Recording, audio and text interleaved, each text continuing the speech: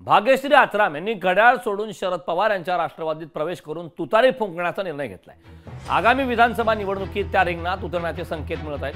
भाग्यश्री आत्रामांनी वडिलांच्या भूमिकेला केराची टोपली दाखवत पक्षांतर केलंय। त्यामुळे बापरे आता आमने सामने आले।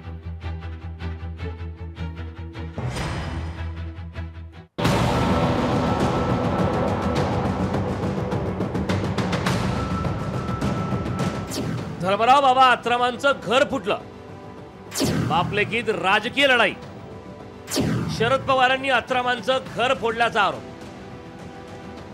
अजित पवार भाजपसोबत गेल्यावर फडणवीसांवर घर फोडल्याचा आरोप करणाऱ्या शरद पवारांनी आता स्वतःचे त्यांचे एकेकाळचे सहकारी धर्मराव बाबा आत्रामांचं घर फोडलं। धर्मराव बाबा आत्रामांची मुलगी भाग्यश्री आत्राम यांनी राष्ट्रवादी शरद पवार पक्षात प्रवेश केलाय। भाग्यश्री आत्रामांना अहेरी विधानसभा मतदारसंघातून त्यांचे वडील धर्मराव बाबा आत्रामांविरोधात उमेदवारी देण्यात येणार आहे। धर्मराव बाबा आत्रामांचं घर फुटू नये असं आवाहन अजित पवार यांनी केलं होतं, पण तरीही आत्रामांचं घर फुटलंय।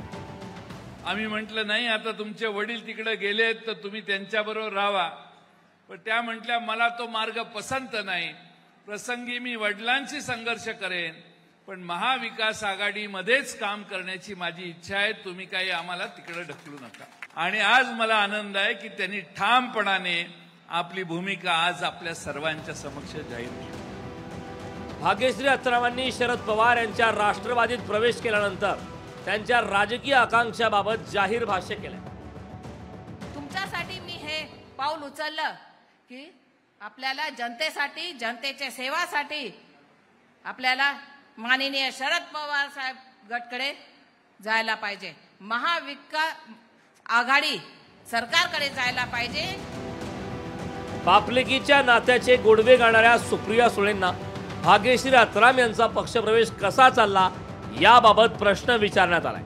त्यावर आत्रामांनी काही दिवसांपूर्वी भाग्यश्री आत्रामांना नदीत बुडवण्याची भाषा केली होती, त्याची आठवण करून दिली।